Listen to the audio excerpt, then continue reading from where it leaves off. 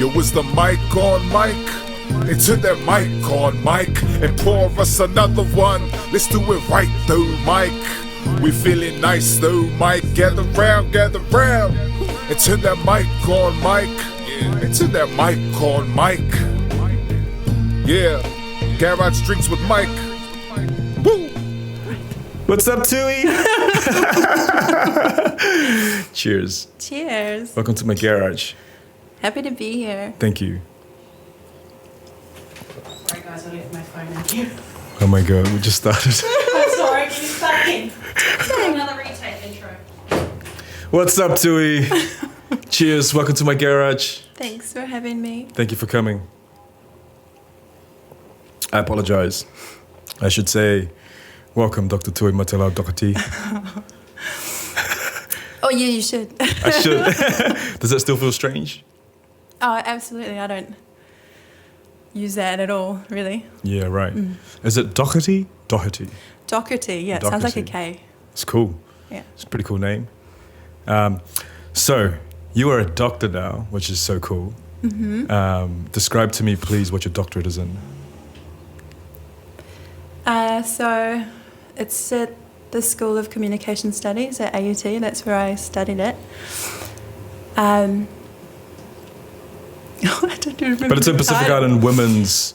Yeah, so I was exploring the relationship between creative practice and ethnic identity for Maori and Pacific female artists. Yeah. Why did you choose that? Something that you're quite interested in? Yeah, so lots of reasons. Yeah. You could look at it from the identity side, like trying to understand who I am as a Maori Tongan Pākehā has always been an interesting journey. And Yes. so that definitely influenced part of the topic. Yes. And then the creative side is that I've always been really creative. Right. Like writing poetry since I was 7 years old, and then playwriting in high school, and so wanting to use creativity somehow also, you know, like that all just kind of merged together to create that topic. Right. Yeah. Did you know when you started studying, like originally, you know, once you first entered university, that you would end up doing a doctorate? Oh, not at all. Yeah. No, so straight out of high school I enrolled into a Bachelor of Arts at Auckland Uni. Yes. And that was just didn't know anything about uni, didn't know what to do after high school. Right. And at that point there's no way I would have thought I would do a PhD. Like that just wasn't even something I knew about. Right. You know? Yeah. Okay. I've started us like where you've got your doctorate, Yeah. but I'm going to take us all the way back to the beginning. Okay. Okay. So you've just told me that you are Tongan Maori Pākehā. What's your Maori tribe and where do you come from in Tonga? So my dad's from a village called Fo'oi, and my mum's from Kaio up north. Yes. It's a beautiful place. Yeah, Ngāpuhi, Ngāti Kahu ki Whangaroa. Yeah. And through my mum, my granddad, I think, was Scottish. Right. Yeah. Right. And you were born and raised here in South Auckland? Yeah. Yeah, so I was from Manukau, I think. I started primary school at Wiri Central and then moved to Papakura when I was about 9 and stayed Right. there until I was an adult and I moved out of home. Right. Your childhood growing up, so you grew up with Tongan dad and Māori mum and a whole lot of brothers. I got 3 brothers. What was that like? Like, were you the princess? You know I was. Of course I was. Of course I was spoiled. So you know how Pacific dads like to teach or discipline their children. Right. I never ever was disciplined. in the Right. way that my brothers were disciplined. Physically. Yeah. Right, right. Yeah, I think the most I ever got was like a flick on the ear. But it was really hard. And to this day, I'm like, that was really sore, Dad. Okay. But that was the extent of it. Yeah. And I think I had been playing with matches. So, you know, it was well So it was deserved. well-deserved. Yeah. Okay. Yeah. And you grew up, did you mainly grow up in Papakura, or was it a different part of South Auckland? Mainly Papakura, yeah. So that was from like year 6 until year 13. And then I don't think I moved out of home until I was 20, 21. Sure. At school, did you always have quite a passion for being an academic? I was always really good at school. Like, Right. I don't know. I mean, my parents are very smart, obviously. Yeah. So it comes from there. But Yeah. right from primary school, I thrived within that Western education framework. Right. So I responded well to, you know, like I sought the teacher's praise, and so I behaved because I wanted to get praised, and then academically as well, it wasn't difficult. Yeah. And so you just started to flourish. Yeah, and I had teachers at different points that I was their pet. Okay. And I think that helped as well, to be like given that real focused Yeah. praise and positive attention, and to be put on this pedestal. Yeah. Yeah, and then it just creates this kind of pattern of achievement. You know, you're like, I like the attention, the positive attention, and therefore I keep trying to achieve. Right. And then on that, you know, like I see other people's experience where it's the opposite of that, where it's that pattern of discipline almost, where Yes. Yeah. Well, it has to Yeah. be quite self-disciplined to be able to get a doctorate, right? yeah, you have to like reading. Right. Right. Pretty much, I think, and not give up on like a project. Yes. Yeah. Okay. Are any of your other brothers into academics at all, or is it just you? My oldest brother was really good in high school as well. Like he always excelled academically. I think he got like ducks in primary school, which I never got. I should have. But yeah. Yeah, and all throughout high school, good grades. But he was like maths. Like he was really good at maths. Yeah. And then I kind of came and I was like the English side. And Okay. yeah. More the arts, yeah? More the arts. Yeah. Yeah. Yeah, definitely. It was English for a long time until I discovered drama. Yeah. And then okay. it became drama and English. Yeah. When you're growing up, firstly, I should say, you probably know this as well, but Tongans have quite a high percentage. They do, of, per capita. Per capita of PhDs. Doctorates, yeah. However, most of those doctorates do not, of course, live in Tonga. They're around the world. But was there much pressure from home for you to like always perform academically? Oh, no, like You wanted to. I wanted to. And I think, like, looking at it as a parent now, you know, trying to think about how I was as a child to raise, I was a bit of a perfectionist. And so I kind of pushed myself, and they came along for the ride. Like, definitely the messaging was, you know, it's important. School's important. Right. Definitely. But not that, like... Never anything that was didn't- pushed on you. No, I was never pressured. Yeah.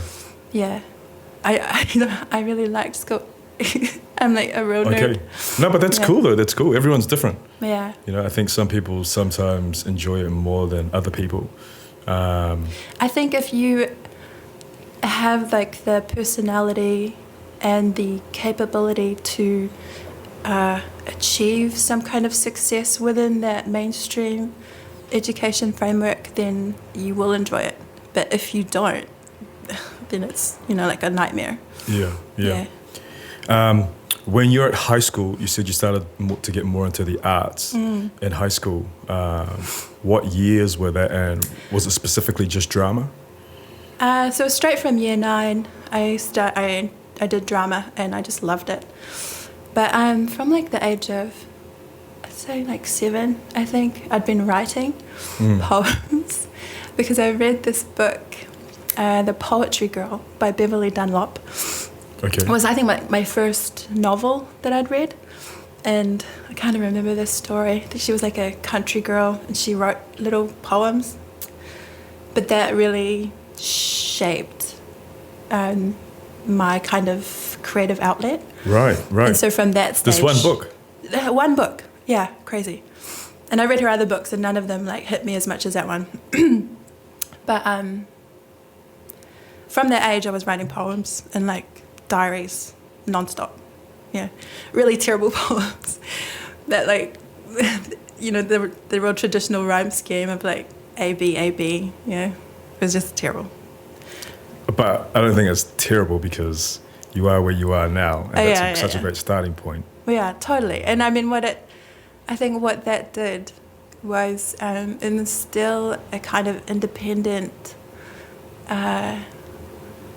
spirit as well, because poetry's, you know, independent. Right. So I would like sit by myself and write poems. You know, nobody had to tell me to write a poem. Yeah. I just like wanted to do it and read. I was a prolific reader from a really young age. Sure. And growing up at that age as well, who were your sort of role models that you looked up to? My brothers, I think. Definitely my oldest brother. Yeah, totally. I used to always... I kind of unconsciously followed in his academic footsteps, I think. I'm not sure. Yeah, but he achieved academically and I just followed without thinking about it, you know? Yeah. And my parents, absolutely. Yeah. And then, like, the teachers that I became their pets, they also provided a really positive mirror of, like, to measure myself by, I guess, like, you know, to see myself as a success within school through their eyes. Yeah. Did you feel yourself you were a success at that age? Yeah, but I also had like real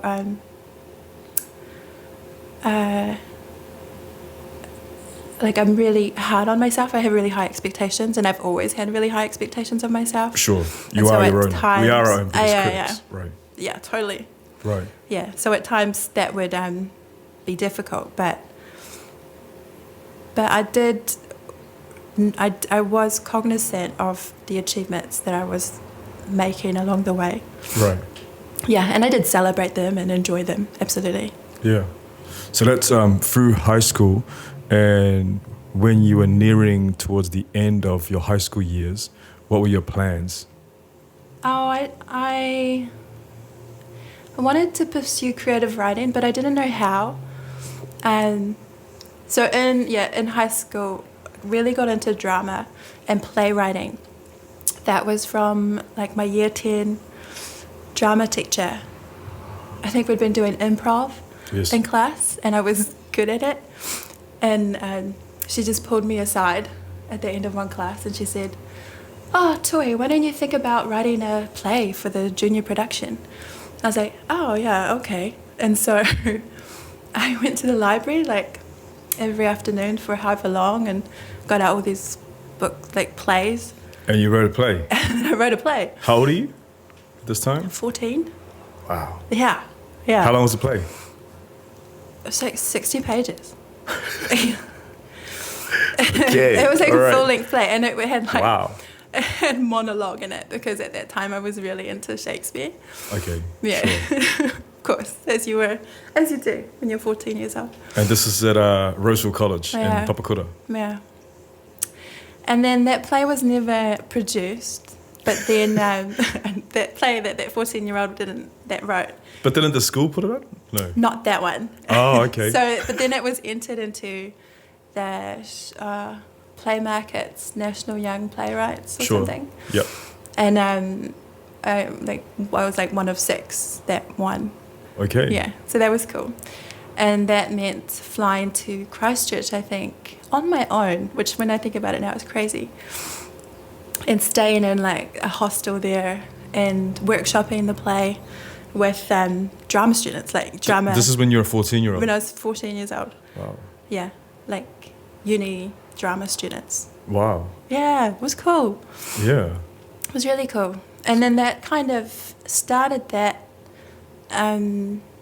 fire, I guess, of playwriting and enjoying creating this story, like a visual story, I guess, which playwriting and screenwriting, script writing is different to novel writing in that way.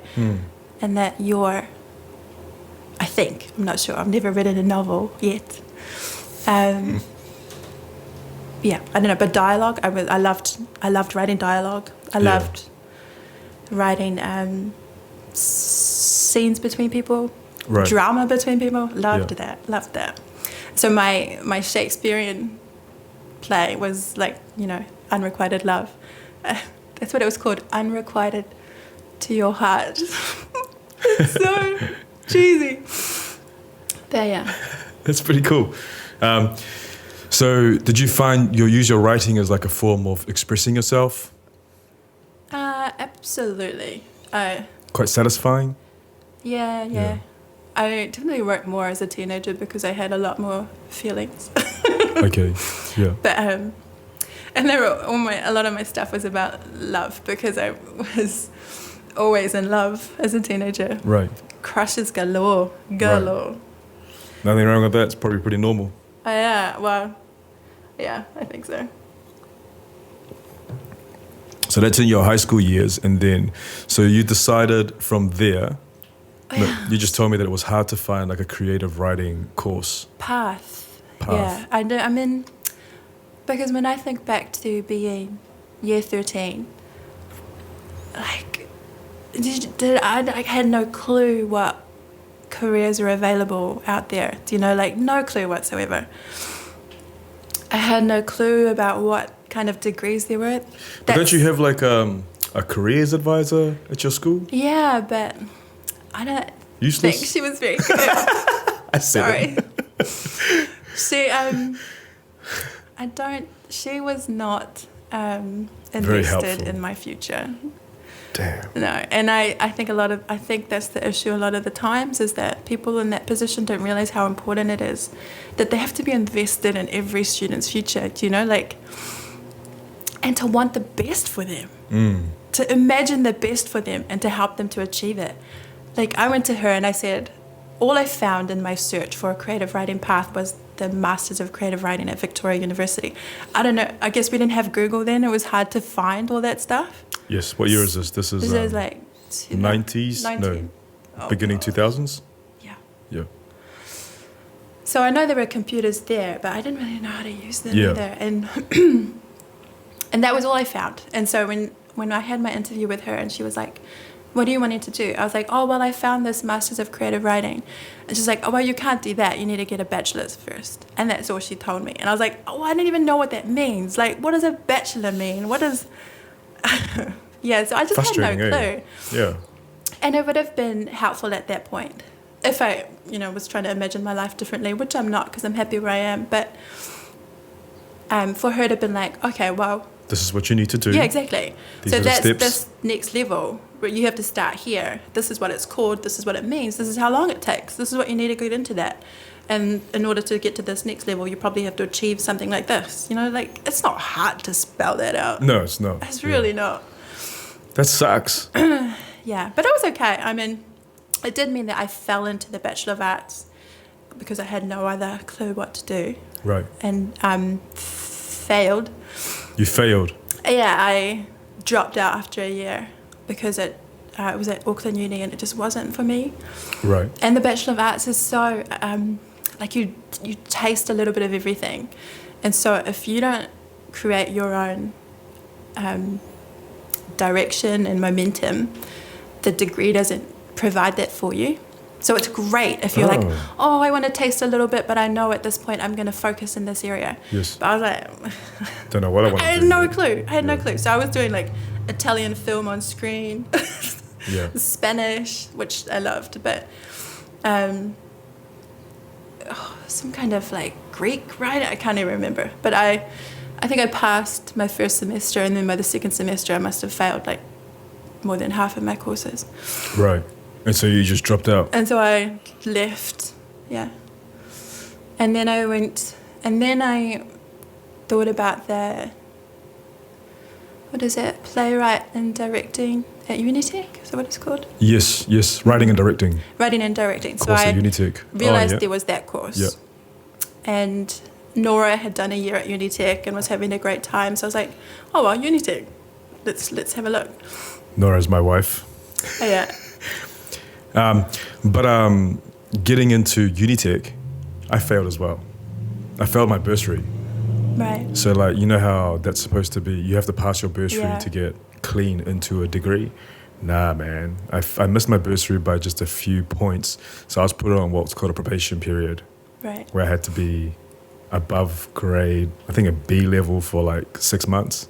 And then I was off probation, which I managed to do, but I'm sure you Yeah. didn't have to worry about that. No, I had my bursary, definitely. yeah. But it's so good that they had that kind of opportunity available, that it wasn't just like a shut door. Because Yeah. so often it's just a shut door if you don't meet whatever criteria. That's right, yeah. But I remember I had to do that. So did you apply for that course? I did, and we went in for like a weekend workshop, and I had to send in like work or whatever. And I was successful, like really successful too. They said that given my experience that I could go straight into second year because of my like research in the library and writing my own plays and stuff. Wow. And winning the competition twice. I won it twice. Wow. Yeah. But then at the beginning of the year, I don't know what happened. The universe aligned, or it must have aligned, and I just threw it all in the bin. And In what way? I moved to Wellington for Sure. a few months, not even that long, but long enough to miss the start date and to just like not accept my place on the program. Okay. Yeah. This is after you knew that you were going to the course. Yeah. Why was this? I don't know. Wanted to rebel for a little bit? I have no idea. I guess I just... How old are you at this age? I must have been 18, 19. Mm. 19. Yeah, maybe a little bit of rebelling, a little bit of not studying for a while. Okay. A little bit of... Finding yourself? Yeah, I Sure. don't know. Yeah. I just drank a lot, really.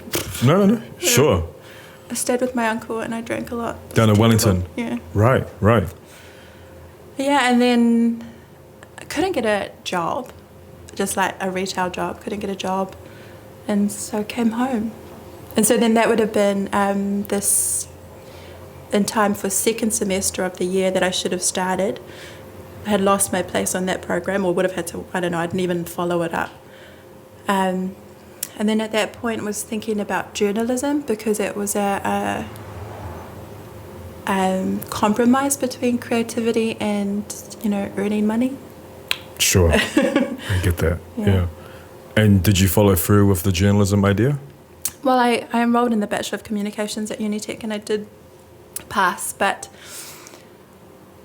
changed my mind towards the end of the degree because I'd done a research project on the way that Maori are represented in mainstream media. Okay. And I found it really depressing. Okay. Yeah. And why is that? Because Misrepresentation. we're obviously. misrepresented. Yeah. Or we are framed in a very specific, one-dimensional way. By the mainstream media. Yeah. Is that changing, do you think? Well, you saw the Stuff thing. Did you see that? No, sorry. So Stuff apologised for their racist representation of Maori for the last 100 and something years. Okay. Yeah. And they looked closely at one area, the way that they were represented, the way that they had represented in Maori in child abuse stories. Yes. Right. Give me an What- example, just for our listeners, just so they can get an idea of what misrepresentation looks like. So it's like the way that you describe somebody, like a deviant or a youth, you know, like Yes. the way that Certain you might talk adjectives. about, yeah, like a person who had committed a crime, the way you might, or who you choose to, what sources you use in the story. Like, do you go to like a policeman to I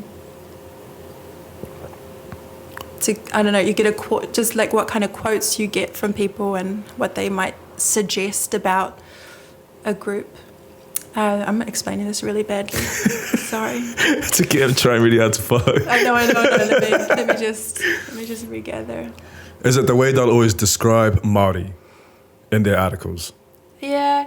So the example that Stuff used, they had referred to child abuse stories that were relating to Maori children, like in the years since that happened, say like 30 years, like hundreds more times than they would bring up stories about child abuse of Pākehā kids. Even though it is happening in that community as well. Totally.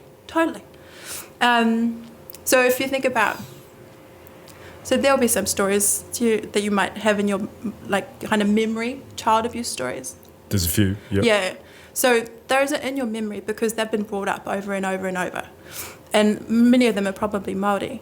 And they counted how many times they'd like referred back to stories. And it's like hundreds more times, you know, that they referred back to these stories in your brain that you can remember. Yeah. And we're just like, who are these Pākehā kids getting abused? We don't even know. We don't even have a name in our head because they weren't referred back to. And therefore the hundreds of stigma times. that child abuse is a Maori problem. Exactly. This is what we're talking about. Exactly. And so that, I mean, I find that heartbreaking. You know, so there are like Māori young people trying to construct this idea of who they are in the world and how they can contribute positively. And that's all they're seeing. You know, and so 100%. they're like, is that who I am? Is that all I can be? Like it limits or negatively shapes, I'm not sure, but yeah. Their identity and how they feel about Exactly. themselves as well. And But also then the expectations of what they should be and what they shouldn't be. And so then it's also influencing like careers counsellors who are watching this going, that's all Māori can be. So when that girl sits down and she's like, I want to do a master's, I'm going to be like, I don't think you can do it because you're Māori. Do you know what I mean? Like 100%. That's great. that's Tui. the heartbreaking That takes it full circle. cycle of it. Yeah. And so, yeah, I found that really painful Yes. of a realization. And so when I finished, I probably was a bit lost after I finished my bachelor's. And then I fell into teaching. Right. And Yeah. you were teaching... Bridging education students. So So students... it's students leaving high school, going into Yeah. university, and you're teaching this at university. So therefore, are you a lecturer? Yeah, well, I'm a senior lecturer now, actually. You are a senior lecturer Yeah. now, but back then, Back then, I was a lecturer. you were a lecturer. How old are you at that time? 21. I'm sorry. Isn't that a bit young? Isn't that quite young for a lecturer? It's probably. That's a great achievement. Yeah. It was luck. It was definitely luck. I mean, I relieved for one of my colleagues still. I relieved for her once, and this is like after I'd finished my degree. And I enjoyed it, and the students gave positive feedback about me to her. And so when they were looking for a lecturer, she put me forward. Right. Yeah. I don't think that's luck. That's luck. Man, I think things happen for a reason. I think things always sort of I definitely align think and things happen there for a was reason. that like alignment happening. Like it's hard to see it, you know, when I changed my path after high school and then after playwriting, and you know, it's hard to see that. But like looking at it now, I'm like, I'm definitely where I was meant to be. Yes. It totally makes sense that I'm a teacher. Yes. Yeah. Around this time, or somewhere around this time, you had the superstar known as Amorangi. I've known Tui for a while, and her son Amorangi is pretty awesome. So when did you have Amorangi? In my second year of my degree, I think. Sure. Yeah. And how old are you then? Dare I say it? 20? 20, yeah. 20. Yeah, 20, and then I just turned 21. Yeah, after he was born. But I don't know if I'm right about at this stage, but are you a solo mum at this stage? Are you raising him by yourself? Yeah. You are. And you're also studying your bachelor's. Yeah. And you're living in South Auckland. And catching however many trains it took to get to Mount Albert, yeah. To do your degree. But I had the mum was Sure. like stepped in and just helped me so that I could finish my degree. Yeah. It must have been pretty hard though. Like you would have had days where, because obviously as a student, you're normally pretty broke. Would you have times where you thought you want to quit your degree and just get a job and no? No. I remember when I first found out I was pregnant, I was really like worried about what people would be thinking about me. Yeah. Only those negative idiots you're worried about. I understand. But you're also, 20. You're 20 as well. yeah, You know, yeah. like quite And- vulnerable. You know, the stereotypes of like Maori and Pacific girls, you know, you're getting knocked up, like at whatever age. But yeah. So I was really worried about that. But I didn't think that I would drop out. No, and Mum was like really upfront right from when I found out that she would be there to help me. Yeah, and so I just didn't even doubt that she would provide the help that I needed so that I could finish, which meant, you know, babysitting. Wow. Yeah. And so you had Amorangi and you're also doing your degree. And then you end up graduating, becoming a young lecturer, all while being a solo mum. Yeah. But a solo mum, like raising her kid with like the tribe, pretty much. Tight-knit 'Cause support at network that around point, you. Dad hadn't been living at home, but he moved home to be with us. Sure. Yeah. That's great though, you know what I mean? That I think especially Māori and Pacific Island people can always have that village around that always supports people normally and hopefully in situations. So I know sometimes it doesn't happen, but majority of the time, you know, we sort of step around our family and try and help them out even though people are going through different things. And he is an amazing young man today. Yeah, he's a really cool kid. Man, How old is he now? 14. Mike. And like, it's so surreal when you think about yourself being a certain age and then you see your children reach that kind of age point. It's like I could not imagine Amorangi going to the library and studying how to write a play. Yes. He's yeah. but then what he's doing is, you know, he's got different dreams, different ambitions, and I know that he's pushing himself in different ways. But it's so interesting to get to this point. And you know, you can compare yourself to your kids when they become older. Yes. I don't know. I never really did it when he was younger. I don't know why. But now I can really see, like, maybe I just remember myself more at the age that he is now. Yeah. Yeah. Well, when I was 14, I was definitely not going to the library and writing plays. I know that for sure. What were you doing? What was I doing? I was in Tonga. I was like too busy worrying about. I wanted to be in the band, but I have zero musical talent. What did you want to play? I don't know. I just thought being in the band would be cool, you know. And I also wanted to like make the rugby team at high school, but I was too little. I was too short. But see, like, these are the same things. This is like having. You had goals. Yeah, I didn't achieve those goals. But yeah, man, I had goals. So Amorangi today, I saw a photo of him yesterday on your Facebook. Yeah. Very stunning. 14-year-old. Yeah, he definitely looks like a man. And you went to become a young lecturer, and then what happened? What did you do after that? Because it would have taken a while for you to decide to do your master's, is that right? Yeah, I didn't do it straight away. So because I decided to stay in teaching, I had to get a teaching degree. So I got a graduate diploma in higher education, and I think that took me about 3 years. That was just kind of the ins and outs of how to be a good teacher, how to plan well, you know, what to include, how to meet the diverse needs of students. That was good. And then the master's came about because when you have only one income, like, you struggle. Sure. And so I moved out of home when I got my job at Unitec. Moved into Mount Albert, so it was just me and Amurangi, and it was good. Like, we had a good life, and I worked really hard. How old is Amorangi? So he would have been 1, I think, when we moved out of home. And you were 21? And you're paying your own rent, your own 21, bills? 22, yeah. Yeah. That's very independent. Oh, yeah, I just totally leapt into independence from, like, living at home. But then, you know, I leapt into a full-time job, like full-time, not permanent. Like, I think I was fixed term for a couple of years, but full-time good wage job. Yeah, so that's cool. Yeah, it was doable, but I couldn't get ahead. And I thought that the only way that I was going to be able to, like, buy a house or, like, get ahead was, and this was through seeing other people do it, move over to, like, Bahrain or Dubai and teach English there, because you higher pay, you don't pay for accommodation. And so that was the only, I mean, at the time I was just like, that's the only way I'm going to be able to buy a house, you know, like, me on my own with my, like, single person wage, that's the only way I'm going to be able to buy a house. So that was the impetus for starting the masters.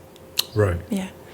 Would you need a master's to go over to Bahrain? Yeah. Right. Yeah. Okay. I'd known someone who'd done it, and she said, like, this is great, Tui, you know, lots of money, do it. Yeah. Yeah. And for someone at 21 to be thinking about buying a house is pretty cool though as well. It means you had, like, real secure goals. Well, see, like, house, I'm not sure. Because think about house prices now. Oh, it's ridiculous. Probably should have just, like, got a mortgage at that age. Yeah. Jeez, I would be so well off. But, like, actually, I've been thinking about this because I still haven't bought a house, but it's something we're talking about now. And, you know, it's part of how our experience limits our ability to envision a future or whatever. So, you know, like, we grew up in a state house. We went from state house to state house. Just, like, trying to picture owning a home is just, like, really surreal for me. Right. Like, it's starting to become more real. Like, and even at that age where I enrolled into the masters, you know, I was, like, thinking this is the only way I'm going to be able to buy a house, but I didn't sit down and nut out the logistics of how to buy a house because it's all just foreign, you know. Of course. I'm like, what is this world? This is a different planet. But I thought I was trying to provide a secure and happy, positive life for Amorangi. And so, you know, that was Either of your parents own a house? Right. No. So this is, I guess, where privilege comes into it, eh? Yeah. Where certain people that are raised with their parents already owning houses and stuff, they're already brought up knowing this is what you do, this is how you are. So regardless of whether or not they get, like financial help, they have this, like, knowledge of the whole system that that they're born with. Yeah. And is told to them by their parents as well about how to use money and how to save for a house and why it's important to have a house, and also just that luxury of that generational wealth that gets passed down. Yeah. But you know what? It's kind of cool though, because it creates a hunger in people like you and I that don't really come from, like, a background of privilege, but have the idea and have the focus of wanting to create that for our children to pass down to their children. Yeah, for sure. It creates, like, a real hunger. You know what I mean? Definitely. Yeah, as soon as Amorangi was born, like, my desire to create a positive life for him was just so strong. And that determined everything else that I did, pretty much. Like, you know, I mean, even just from hearing me today, you know, I flailed around a bit after high school. And then after he was born, it was like full-time job, graduate diploma in higher education, masters, you know, like it was real set and real Sure. Structured. because it was all about, it was all This about idea him. of wanting to succeed at the end. Yours is such an important story, Tui, because there's so many people that are listening right now, you know what I mean, that might be solo moms or might be young mothers that think that it's impossible to one day become a doctor. You're sitting here right now living proof that you can be. You totally can be. Yeah. Do you feel like that? I Probably do. not. No, I do. Like I feel like I think the doctor thing matters more to the community than it does to me at the moment. Like I mean, I've been trying to get new jobs, and I keep flashing my doctor title around, but nobody's hiring me. I just think it's really hard in the at universities right now. Right. But what I am is like an example, and I realize that, and I kind of like I feel that more, like I feel that benefit more than I do, you know, to my like individual self. Sure. Like I didn't get a pay rise. Damn it. I know. What do doctors earn? Same as everybody else. I didn't get a pay rise. Oh, shit. Yeah. Yeah. So but I do realize that when I walk across the stage next year, hopefully, knock on wood, it doesn't get cancelled again, that I'm a brown face walking across that stage wearing that hat, that Damn special straight. hat that hardly anybody gets to wear. And that means something. You know, just even visually, that means something. That means something to somebody in the audience. It means something to the teachers. I don't know, but it means something. It means a hell of a lot. Yeah. It means a hell of a lot. For people in the audience that have gone to the sport, like their other family members that are there to get degrees and stuff, to see like a brown face walk across that stage and get a PhD is like, it's a moment. It's amazing. It's beautiful. Yeah. It's you succeeding one of your goals. Yeah, totally. I understand what you're saying though about the PhD, probably more for the community than it is, you know, for self-accepting it as well. Yeah. The other thing I wanted to talk to you about is, so you're a solo mum for quite a while. About 9 years, I think, before I met Paul. About 9 years. That's gotta be a bit rough, but I guess also you get kind of used to it as well.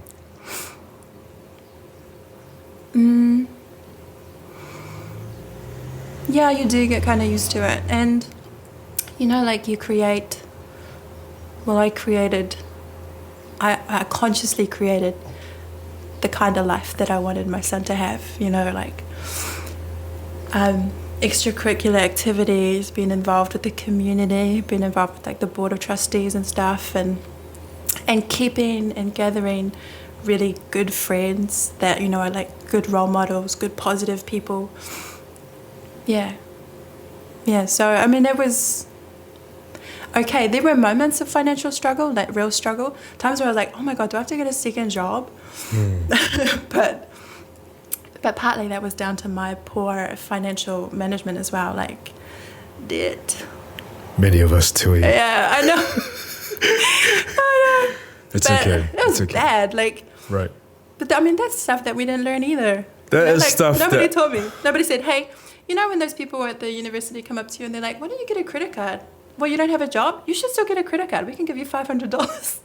Someone be like, that's not a good idea. Don't do that. Yeah. Don't do that. Yeah. Yeah. Or they're like, oh, you got a credit card? Get an overdraft. There's so many things that are overdraft not for taught in $1,000. schools No, that should be taught in schools. Real life No. practical things, Yeah. don't you think? Stuff like parenting, Yeah. stuff like Budgeting. managing your financials. If I'd known some of this stuff, man. But hey, Yeah. And it's like a real, downward spiral debt. it you can know? be. Yeah, like if you don't. Yeah. So manage if you to- like make one bad mistake and then you make another bad mistake to like fix the other mistake, and then you just, it got bad there for a bit, but I've managed to get myself out of it, which is good. Fantastic. So you finally got your masters. And so at that point, I had changed my mind about going to Bahrain. I was gonna ask you that. Yeah. So like I was really upfront with my family about what my kind of plans or ideas were. And mum and dad were like so against me taking their mokpuna to Bahrain and me going to, I think, maybe, but probably more Aotearangi. Dad bought me like a car to try and like make me stay. Wow. Really wants you to stay. Really wanted me to stay. Right. And I guess through that I was just like, you know what, I don't want to go. Yeah. Like family's actually really important to me. Like Yeah. more important than the possibility of saving up enough money for a deposit. Plus, as a mum, you'd be thinking about Amorangi as well and what it's like Always. for Yeah. him to be growing up over there and, you know, be different than being here in New Zealand. Like I would have broken so many hearts if I had done that. You would have broken so many hearts. Yeah, like Amorangi's heart, Koro's Oh, heart, right, Nanny's right. heart, Right. my heart. Like, Right. yeah, So good decision. pardon me. That's right. So it's a good Yeah. decision to stay. Yeah, definitely. And I had also really enjoyed the research process. Partly. I mean, it's hard at times. Like the master's is a real shock to the system after doing a bachelor because you're kind of left to flounder. Right.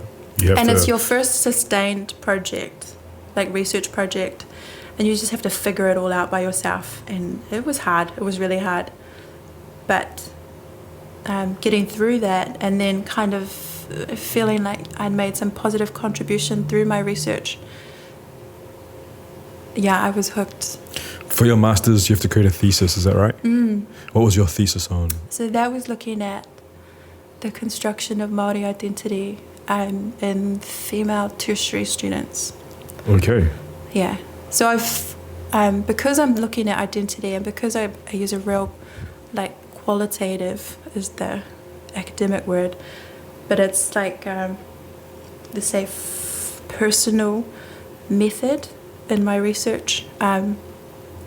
I choose to work with women because I don't know if I would be able to do that with men. You know, to like analyze a man's data and make some kind of call about his identity. Like there's just so much I don't know about what men experience. Like True. I know that. True. Yeah. How long did that take to complete? 3 years. It should take 2 years, but I had to, because I was working, I think I cut down to 0.8, but I didn't, like that was all. So that's practically full time. And you have to do, I think, like a year's worth of papers or courses. Right. And then you're meant to do your thesis. Yeah, and so to do the papers and to fit them into my schedule, I had to split that up over 2 years. There's a lot of self-time management involved in this. And a Lots. whole lot of you working alone on a thesis. Is that right? So a thesis, just for me, because I'm a dummy and I've never done a thesis before, but how many words or how yeah. long does it... I'm not going to do one. I'm not going to do one. How long does it need to be? How long was yours? Whoa. I think it's about 40,000 words. How many pages 40 to is it? 60. Low, I don't know. That's a lot of pages. It's like this thick. Do you ever But just that's- have a wine at night and go through, just flick through it, just I nighttime didn't even reading? look at it. But that's one-sided. Like that's one-sided, and that included like interviews and stuff in it, like a whole transcribed interview, Very in depth. which is long. Yeah. Yeah. Yeah. Yeah. I think about 40,000 words. I'm not sure. But I didn't even look at it. Looks pretty. Yeah, hard to find the time as a solo mum to do that, especially when you've got a kid running around and you take them to school, you got to feed the kid as well. You've also got a lot of time as well to do your own research and your own stuff. And you're working as well at the same time, is that right? Yeah. So in my master's, I really took advantage of like the noho wānanga they have at AUT, because I did my master's at AUT as well. And so they have like once a month, they'd have their marae open for people to come in and stay for the weekend, and they'll feed you. And so Right. I went to that practically every weekend, like every month during my thesis year, because it gave me time away from Amorangi to like write. Concentrate. Yeah. Yeah, because you need that sustained Yeah. concentration to to write well. Yeah. How old were you when you finally got your master's? Oh, I don't even know. Late 20s? Maybe? Yeah. And I had a break between my master's and my PhD, so it must have been like late 20s. Yeah. Once you got your master's, you're still working at Unitec? Mm-hmm. Yeah, I've been there this whole time. Where you're a senior lecturer now? Yeah. Which is amazing. Mm-hmm. How long did it take for you to decide to do a PhD? So in my master's, I created a really positive relationship with my supervisor, Professor Sigrid Norris. And she, like, as soon as my master's was finished, she was like, "You're going to do a PhD, Tui?" I was like, "Am I?" She's like, "Yeah, you are. You can have a break, but you're going to do a PhD." I was like, "Okay." And I had a break, and then she emailed me after a few years. She's like, "It's time." Wow. And how old are you when you started it? Oh, how old am I? Maybe 29? I don't know, 30. Wow. Yeah, 29 maybe. Do a lot of people start PhDs and never finish them? I think so. Yeah. I would say, I have never looked at the specific percentage, but I would say so. It's a long commitment. It's like 4 years. 3, I think you can do it in 3. I mean, you can do it in however long if you've got the time, but 4 years, because you have a year to create your proposal, and then you have to present it to 2 markers. Right. And then they give you feedback, and at that point it's either accepted or not as a project. Right. And then you've got 3 years from when it's accepted to complete the project. Yeah. So it's a long time. Yeah. And life happens. 100%. Because during that time you got married. But yeah. Yeah, we got married. I think I might have met Paul not long after starting Yeah. the PhD. Yeah. And then we were married 2 years. After 2 years, yeah. So definitely, wow, within the middle of it. After being a solo mum for so long, just Yeah. of Amorangi, what was the transition you found, married and someone else comes into your life? It is so hard. Right. Right. Going into that, Because you've got your own, I guess you've got your own parenting way of doing things, yeah? Oh, yeah. Yeah, I really do. Yes. And my way is completely the right way. I'll just have you know. I'll have the whole world know that my way is the right way. Okay. I'm sure Paul's listening to this right now, nodding his head. Yeah. So it's hard. Yeah. Compromising. A lot of compromising, eh? Yeah. Yeah. And then you had a beautiful little girl. Yeah. Little Miss Kiera. Yes. So she was born, when is she? She's 1 and a bit. 2 years ago. Yeah. Yeah. But she was born as well during the time that you were doing your PhD. So now you've got a husband, 2 kids, one that's very, very young. Yeah. A job. Still, yeah. I had taken time off. So I think for my PhD, I was lucky towards the end of it, maybe the last 2 years, that because I had worked so hard with my master's, and then after completing my master's, published some articles and book chapters and done everything that you're meant to do as an academic, I had proof to the institution to support my being given time to do research.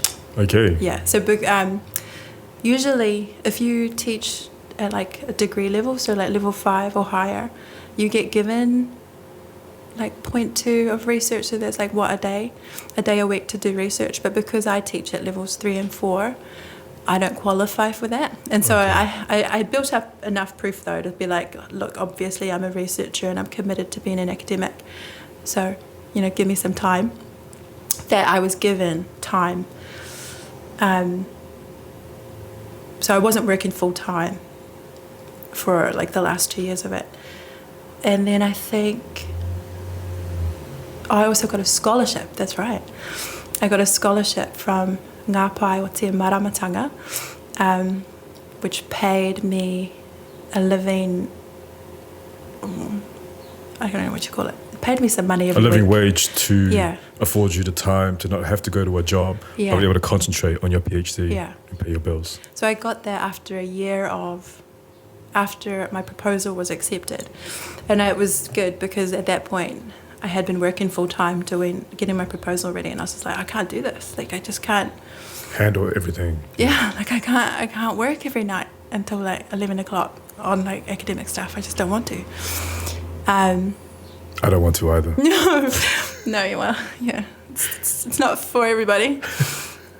And then I got a scholarship, which was a real blessing because it meant I could really cut down at Unitec. That's right. Yeah. And yeah. So yeah, when Kira was born, I had made it so that maybe I wasn't working at all, or I was like working hardly anything, but studying full time. And I was getting towards the end of the thesis by the time that she was born. Like I might have had like 2 chapters left. Right. I had done all the data collection, all the analysis, and had written up like 3/4 of it. Yeah, and your data collection was based on a series of subjects, which were like 6 women, is that right? Yeah, 6 women. And you followed them across like a period of how long? It varied. Right. So it depended on them. Yeah, so I like need a burp. I really don't want to burp into the mic.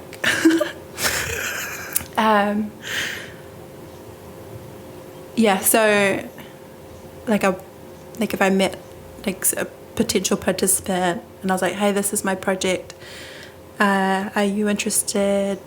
And then I'd just be like, let me know when I can come and observe you do your creative thing, and I'll also interview you.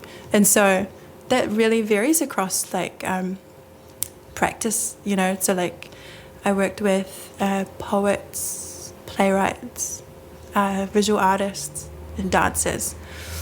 And so like, for example, with dancers, they're like they might be working for a production and then have a break for ages, you know. Right. Yeah. So yeah, So they got no work, and so therefore you can't work with them. yeah, with one of my participants, I think it was over like 2 years, we were collecting data together Right. at different times, just coming in and out of her life. Yeah, so I was really appreciative of the how generous they all were with their time and themselves. Yeah, it's strange. It's almost like this, you know, like you rely on people's generosity of time and self. 100%. Yeah, and that's the same with doing the kind of research that I do. I'm reliant on people's generosity. Yeah. Did it always go smoothly with all of them, or? Yeah, That's great. it did, thankfully. But I'm really conscious of Because what that, happened if one of them was all of a sudden like a year and a half into it and they're like, I don't want to do this anymore? Well, then you just respect that. And my master's, that happened. I started off with 3 You want to participants. slap them though for wasting your time? Not at all. You can't really. You can't. Because you're like so indebted to them already. You know, you're like, you know what, thank you for, that's Yes. fine. And then you just make it work with what you have. Right. Yeah. But no, it went really smoothly. But like I'm really conscious of creating like a positive, respectful relationship with people that I work with when I'm researching, because especially when you're examining identity, like they are the holders of that knowledge. And so like, who am I? I'm just coming in to observe and... I don't know. I think they feel a bit special because they're being made a subject and you are following them. I think there's... I think there is that too. Yeah. Yeah, it is. Yeah. And no, when you work with other people who have done postgraduate study before too, they're kind of doing it from a place of, I know how hard it is to get participants, so I can help you here. Yeah. I've done like however many research projects since I was like, yeah, you need a participant and I fit the bill, I'll do it. Now, you said to me at the beginning that one of the reasons why you did the thesis that you did do on your doctorate was to do with yourself a bit as well, and your own sort of cultural identity, relating back to yourself as like Tongan Maori Pākehā. Did completing your PhD give you any sort of satisfaction in that sort of sense? Oh, that's a really good question. No, I guess yes, not. Yes, totally. Because one of the findings that I have, or that I wrote about, and I'm not the first person to talk about it, but it's this idea of fluid identity. What is that? It's just where you like.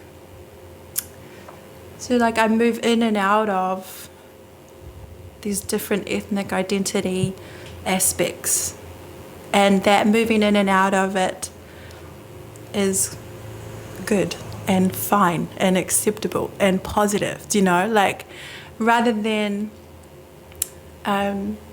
these kind of ideas that existed before of like, this is what it looks like to be a Maori, this is what it looks like to be a Tongan, and if you don't meet those criteria, then you are not, you know. It's black and white. Yeah. So like that kind of idea, it's shifting anyway, but I found in my research that like the participants that I had, they were producing these fluid identities, mixing of different ethnicities and different experiences, like being New Zealand born compared to Pacific born, and producing their creative work from this place of this acceptance. They were making things better for future generations. So these subjects obviously that you were following, they're of mixed. Yeah, it happened that way. Cultural It happened that way. well. Like I didn't Okay. purposefully do that, but it did happen that way. Right. Yeah. So Yeah. were some of them battling a little bit with it themselves? Yeah. To which side they're supposed to lean to, or what they're supposed to know about this side and what they didn't know about this side? Yeah. Yeah. So they had their own experiences within their like communities, which made them question or doubt. But then creative practice had been a way for them to figure it out. Sure. But then it also becomes a place for them to share that with the wider public, because they're performers in different ways, you know. And that through sharing it, they're making things better. Like for like the little girl who's sitting in the audience watching Yes. the dance, like of like a half-caste Samoan girl mixing hip hop and Siva Samoa, like that's pretty powerful for that like little Samoan girl in the audience, you know, Yeah. to be like, Yeah. oh look at me on the stage. Yeah. So, and kind of realizing that, like the power of that fluid identity and the kind of responsibility we have to accept ourselves and portray it positively back to future generations, it definitely has helped me to stand stronger in who I am. Like, I'm less apologetic now. Do you know? Like I What did you used to be apologetic about? About not knowing. Right. Like not knowing how to speak Maori, or not knowing how to speak Tongan, or not knowing how to act on a certain Event. Yeah, Cultural absolutely. event. Yeah. So when you were growing up, right, Yeah. how much did this sort of stuff sort of eat away at you? I would say it was pretty significant. Especially like when you have family seem to be less accepting of you because of your ethnicity. Right. You right. know? Yeah. Like, Do you think it's a common theme amongst a lot of either mixed race Pacific Islanders or mixed race Maori here in New Zealand that they grow up feeling like that? I think so, but I do think it's changing. Yeah. Do you think it's also the same for like full-blooded New Zealand-born Pacific Islanders? Yes. Yeah. Yeah. They write about like the going home, this idea of going home for New Zealand-born Pacific Islanders. Right. And, like, so returning to their island from where their family comes from. And this, like, just feeling displaced or not accepted there, and then how jarring that is, because it was always, this idea of going home, yeah. It's different for me growing up. Oh, yeah, it is different for you. Yeah. It's really interesting. Because I grew up in Tonga, but I'm obviously New Zealand European and Tongan. However, like normally in Tonga, I'd be seeing as like Palangi Loi. which is like fake palangi. Yeah. Oh, Yeah. right. And then sometimes when I'm here in New Zealand, I'm just seen as a Tongan. And sometimes when I tell people I'm half caste, they're surprised that I have white mum. They're surprised. I've always found it really easy to flow between both worlds. That's my advantage, though. You know, like I understand that for a lot of like full-blooded Tongans or like other half-caste Tongan New Zealanders, it's harder to sort of cross in between. But I've always been at ease, and that's probably because I grew up over there, so I'm quite fluent with the language. However, what I wanted to say was like growing up there, though, like if there were Tongans that were sent back to Tonga, or even half-caste Tongans that came back to Tonga, it wasn't easy for them to to merge straight in because they were viewed as like kind of outsiders Yeah. for a bit. And after a while, like we became friends and stuff with some of them. But I always remember initially, like if American Tongans were sent back, or Australian or New Zealand Tongans were sent back, they'd find it quite hard to fit in. And because Tonga's already quite tight, you know, who you grew up with and stuff, and it's hard to come back in. And most of them don't even speak Tongan as well, so it was always much harder for them. I can see that now looking back, but when I was growing up, it was just something that I was used to. Because I think a lot of Tongans growing up there always viewed those coming back as more privileged, and therefore that they were of a different class, of different hierarchy, which is obviously not always the case. But yeah, it's quite different, and it's interesting to hear, like from your perspective, you know, what it's like on the other side of it. Yeah, but you see, as like people become more accepting about, you know, being Tongan can mean so many different things. It means that like that their experience of feeling unwelcome or like not belonging, you know, it might decrease, because we'll just be like, oh yeah, we're just all being Tongan or Maori in these different ways. Yeah, totally. Now that you are a doctor, PhD holder, I guess what I'm trying to ask is, what was like your real drive for getting that? Because obviously, like you said to me before, it means more to the community than it does to you, the actual title. But with that title or having that, does that give you like a different sort of power within the community, or is there things that you can change by having that?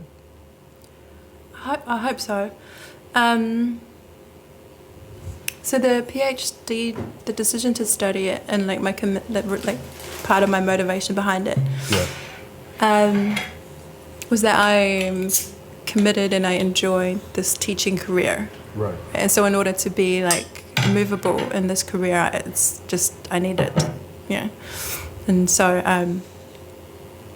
so having it, although my email inbox would suggest otherwise. I tried to down it all. Wow. Take a moment. That's the first time that's happened. Hence I feel like I just the risk choked. of like drinking and interviewing. Well,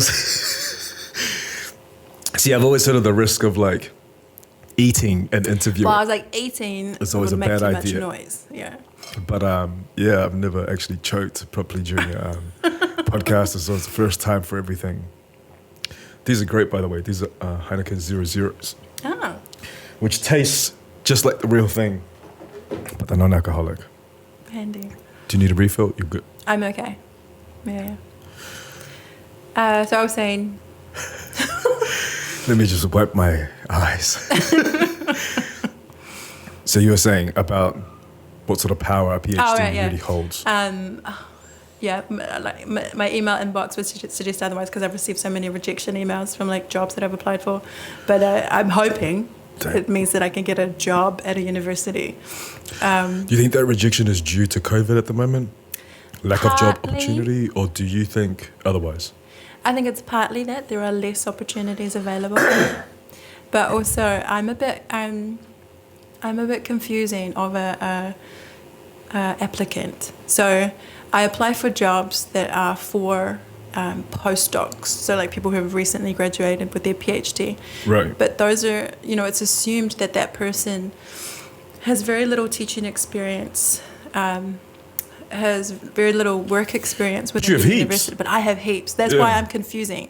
And that's why I think it deters people from hiring me, because I'm more expensive to hire. Like I told you, I'm a senior lecturer. That's like a different rank, and that's like a different pay. Do you know what I mean? Yeah. So I think that's partly the issue too. Like, I'm trying to get in, like, through the door. I don't know what the saying is that I'm trying to think of. But, these like opportunities that they have for people to get their foot in the door. I'm trying to take that route, but it doesn't look like I fit it. But I do, because I've only taught at level 3 and 4, and I'm trying to teach at a high level. So I am inexperienced in that, to that extent. But yeah, it's all just really annoying. Would you ever move overseas to a university to take you overseas? If I had to, maybe. I'm not sure. I don't want to. I want to stay here. I want to stay where my parents are.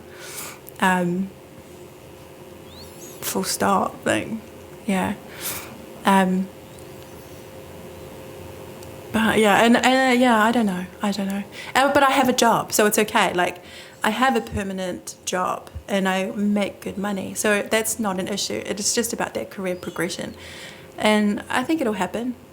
Yeah, at some point, I'm gonna be like so damn impressive that they'll be like, "Wow, yeah, hire her for her an assistant or associate professor." Yeah. So I'll just keep doing what I'm doing, which is like publishing articles and book chapters, and I'm going to try and write a book about my PhD and presenting at whatever conferences there are in New Zealand. I don't know. I'll just keep moving forward. Do you think, looking at like the younger generation today, the path academically is clearer for them to attempt something like this, or do you think it's just the same? I think it's the same. Like, I'm really conscious to have that conversation with every new class that I get. And even though it might be a bit boring, but I'm like, hey guys, do you know what a certificate is? And they're like, well, yeah, kind of. I'm like, do you know what a bachelor's is? And they're like, nah. I'm like, well, here it is. And then I like draw it up on the board. I'm like, so this is the certificate, level 3, level 4. You need this to get to here. This is a bachelor's. This will take about 3 years. You need this to get to here. Bachelor's is good enough for most jobs, but maybe you want a blah, blah, blah. Then you need a master's, which means you need this. And then I'm like, and then last year was PhD, which is what I got. You need this. And this is all up a stupid amount of years and a stupid amount of money. But if that's the journey, that's the journey. Yeah. Did you do all this on student loan? Yeah. Yeah. Yeah. So yes, I have a big student loan. Yeah. But so how many years all up from God. beginning of bachelor's through master's into PhD? How many years all up have you spent at tertiary education? Oh, okay. So we go a year at Auckland Uni, and then I did 2.5 years at Unitec because I was able to cross credit, so 3.5. And then 3 years, I think, for GDHG. That's 6.5. And then the master's was 3 years. Oh, yeah, 3 years. And then I also did like this postgraduate certificate in applied learning. That was a year. And then the PhD was 4 years, just over 4 years. How many years is that? 14. And I just did a year certificate in Te Reo Māori. 15 years. That's crazy. I've been studying a long time. But like I said at the beginning, I do well in the education framework, the mainstream education framework. It's very admirable. It's something I could never do. It's something a lot of people could never do. Did you like the Bachelor of Performing and Screen Arts? I do have Bachelor of Performing. No, but did you like doing it? Well, I enjoyed the course itself. Sometimes I think it was like a little waste of time. I mean, the thing is, like, the industry that I work in, it's literally just a piece of paper that says that, yeah, you've got a bit of experience, that you went to school, you know, if you're the technicals, like how to control your voice, which I obviously don't because I just choked when I tried to interview someone. Like how to scull the last bit of drink in your glass. That's what you didn't do. They didn't teach me that. No. But they also teach you, like, how to work characters, go into characters, how to sort of color and shade characters and stuff, and good stuff like that. Yeah. But aside from that, I also made some really lifelong friends as well, which is great. But then you step out into the industry, and a lot of the industry are people that didn't even go to drama school. So your piece of paper literally kind of means nothing, because when you step into an audition room to audition for something, you step in there with, like, everyone that comes from every other background, and they don't care that you did 3 years to study a degree in this. They only care whether you're going to suit the part for their role or not. So in some ways it puts you on a sort of level playing field. Other ways, like, once you do get a role or something, you have the opportunity to then, like, to push it much further than someone that doesn't necessarily have that sort of experience behind it. So in some ways it's good. I didn't like being a student.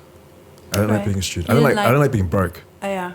And I knew that when being busy all day and not earning any money. Yeah.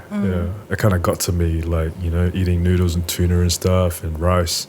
And afterwards, after I finished my degree, couple of years later on, I did look at doing a master's of arts, and I went to Auckland Uni and properly inquired about it and stuff. And they told me I had to do, like, a postgraduate. I couldn't really bear the idea of going back into being a student again. And so I was against the idea, and I didn't have the patience, you know, to sort of sit through the academics as well. I think a lot of people probably don't have the patience. So you've got a lot of patience, Tui. But yeah, so having a degree to my name, I don't know, maybe it's the same, it's probably not the same as, like, how you feel about being a doctor, but it doesn't really mean too much to me, because my pathway has changed so many different paths since I graduated. And the last sort of 17 years since I left drama school have ended me in a garage with a couple of mics, talking to you and not getting paid for it. So yeah. But no, I really love what I do now. Yeah. I do a couple of different jobs, but I really love where I am at the moment. Yeah, so it's different, I guess, like, you know, when the measure of success is always like how you feel after you've come thus far in whatever journey you're on. Yeah. Which is why I like doing this. Yeah. Because I get to talk to people like you, that's obviously taken, like, a real different route and is at the top of their field. Somewhere. And then I talk to other people as well that do other real different things, but they all enjoy what they do and stuff. And yeah, but the message is always the same. Like, I know that listening to this, there's young girls and boys out in South Auckland, wherever in the world, that might find things hard, but have, like, one thing that they're passionate about, one thing that they like, and that's kind of all it takes, eh? Yeah. If you have that one thing that you kind of like, that you just sort of can feel inside, and you just keep going with it. I love that idea. I love the idea of something that I really believe and struggle with and explore and examine is this idea that you can't dream beyond what you've experienced. And so what this kind of show does is shows different experiences to people so that they might be able to dream beyond their experience. So yeah, like, maybe there's a little girl in South Auckland who doesn't know what she wants to do at the end of year 13, and she watches this and she's like, hey, look, it's totally doable to be a doctor. So that's really cool. I love that. I love that so much. Yeah, it gives people, like, the chance to look at other people that are aspirational. They can aspire to be like or to achieve the same as, and inspire them to, like, you know, continue that. To me, that's what podcasts should be. Yeah. Like, podcasts should always be something that stimulate you mentally and create, like, the idea or spark something in your mind that, hey, I could do this, or, like, I might be really good at that. And that's how this came about. You know, like just listening to stuff, and I thought about it, and I was like, give it a go, Mike. Give it a go. Yeah, totally. And so I did. Yeah. I really like the first two. Oh, cool. Thank you. Yeah. No, I really enjoyed them. I thought they were really interesting, and I totally want to get into local politics too. Like Local Kevin. politics, like Kevin. I'm following in Kevin's footsteps. Yeah. Well, Next, as he sees it, next it's not. round, Yes. he's going to be like running up against me. For real? Maybe. I don't know, what is Wow. it? In like 2 years? Maybe. I don't know. Eh? We'll see. Yeah. Oh, yeah. He doesn't see it like that. He doesn't see it like being in politics as per No, se. he doesn't. He sees it as just trying to have a positive voice in his community, which I guess a lot of them do, hopefully. You know what I mean? That's a good way to see your role like that. Yeah. Is if you just want to contribute positively to your community and try and give local businesses and stuff the best start and young families. Yeah, because they determine a lot of like funding, where funding goes, and especially into like creative community projects. Yeah. I've had a little look into it. Yeah. So you obviously live in Papakura district. Mm-hmm. How much do you love Papakura? How much do I love Papakura?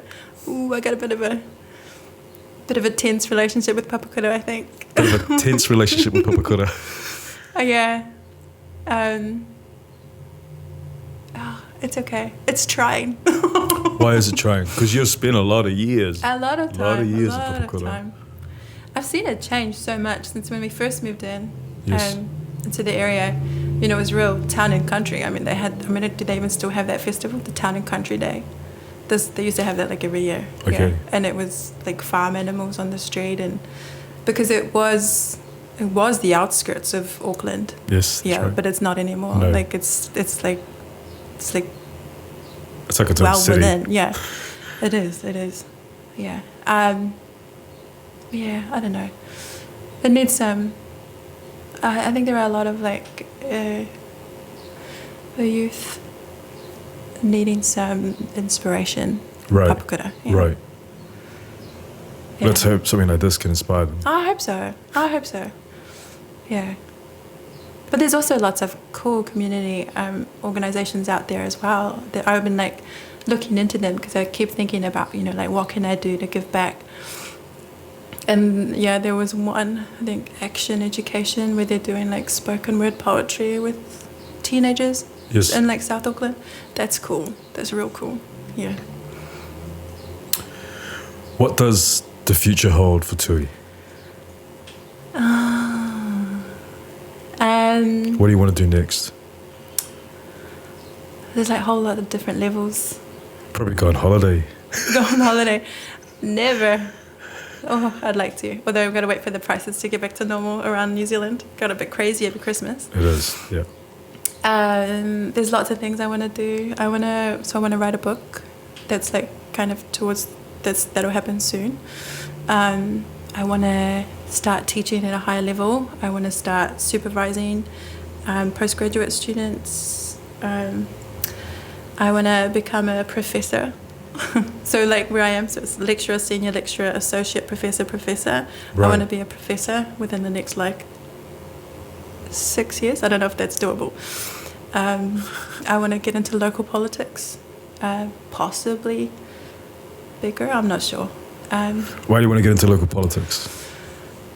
Because I think we just need more Maori and Pacific people at like decision-making tables, like Right. at all decision-making tables. And I think I can do it. It's something that my PhD affords me. It'll get me in the door, like in these certain things. It'll get me onto boards of trustees. It'll get me onto other boards, and then the local board, and then who knows. But we just need diverse voices at decision-making tables, and we need people who are sympathetic and empathetic towards Maori and Pacific communities. Yeah. Is that something you see not happening at the moment? Sometimes. Yeah.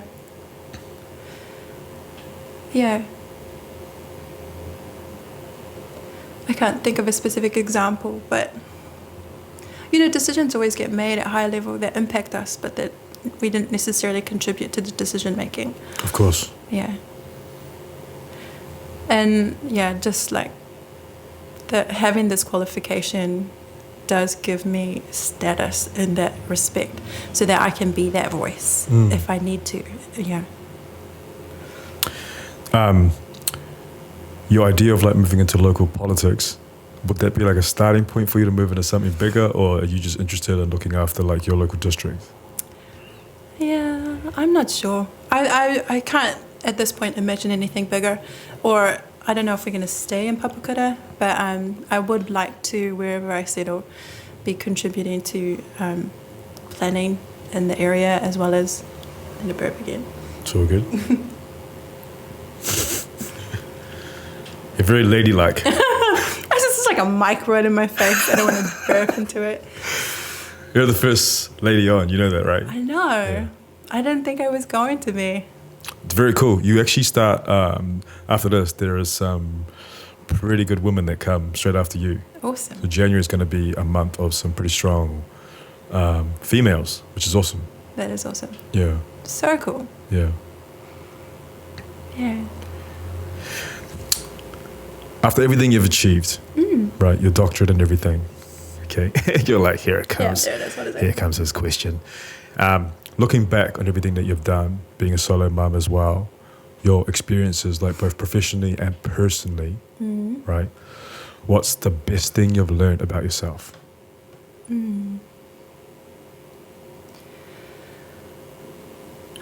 know you got some pretty cool basketball skills as well. Not at all. I got kicked off the family team. Okay. Well, I didn't get kicked off. I got pregnant, but they're not letting me back on. Okay. Some, like, in terms of like what I'm capable of. What you're capable of, yeah. What you know about yourself now that you might not have known like about 10 years or 50, even 15 years ago. No, how to answer that question. Like, you know the spiel that you would give about yourself, and then like if you were selling yourself like in an interview or something. Yeah, I do know. Well, I mean, like, I know all that stuff about myself now. Do you know, like, and I know it, like, it sounds so up myself, but like, I really know what my strengths are. Right. Definitely. Like, what are they? Yeah, for me, the word that springs to mind for me is resilience. Resilience in the face of everything, like the ability to go through 15 years of higher school education, and for everything that happened to you, your personal life, like having a kid and stuff is not easy, and doing that by yourself for 9 years, to me is quite resilient. You tell me what you think it is for you. Hardworking. Yes. Yeah, like I think that's like one of the key kind of foundations of my being. So I work really hard. I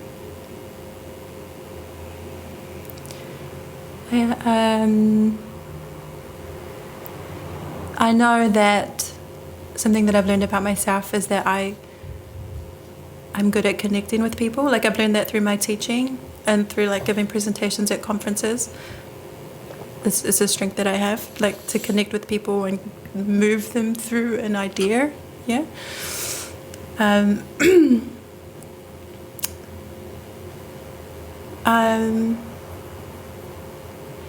not scared of a challenge, but then it's usually because like the challenge in my head, when I picture it, it's not like a mountain.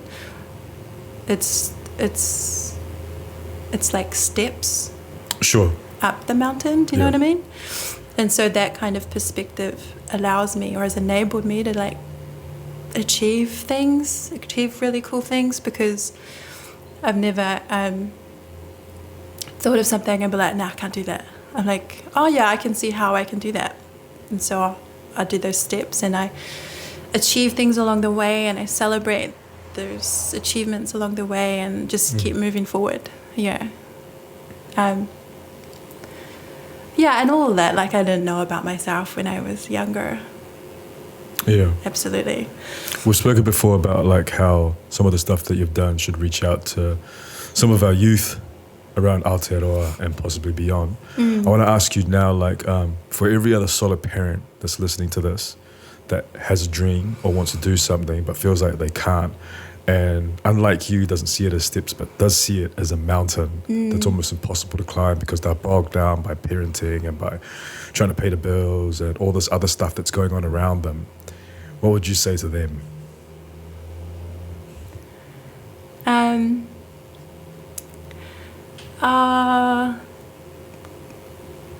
That your desire to create the kind of life that you want for your children will push you through to achieve what you need to achieve in order to create that life.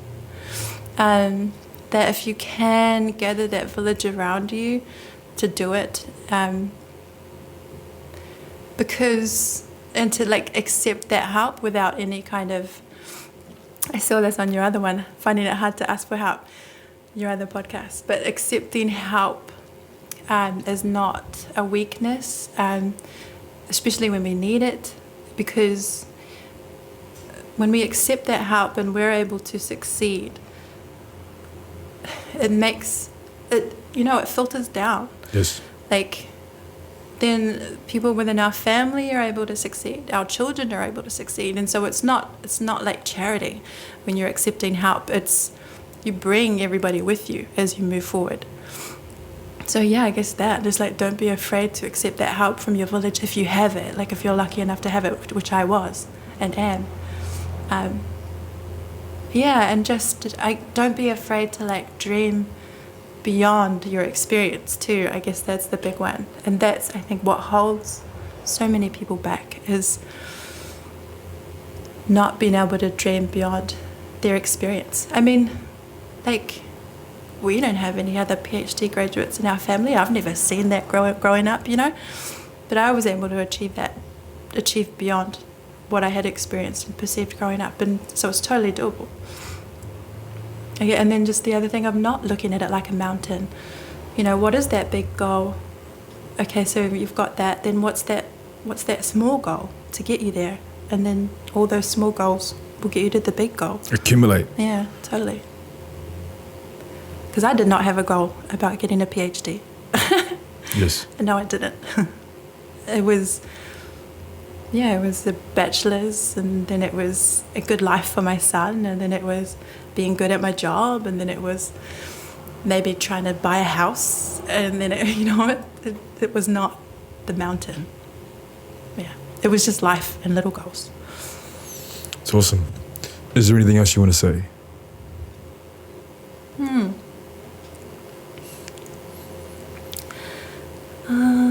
Was the cider good? The cider was delicious, thank you. Yeah.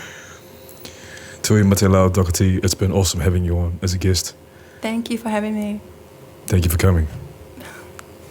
Thanks, everyone. Cheers. Yo, is the mic on, Mike? Into that mic on, Mike, and pour us another one. Let's do it right though, Mike. We feeling nice though, Mike. Gather round, gather round. Into that mic on, Mike. Into that mic on, Mike. Yeah, garage drinks with Mike.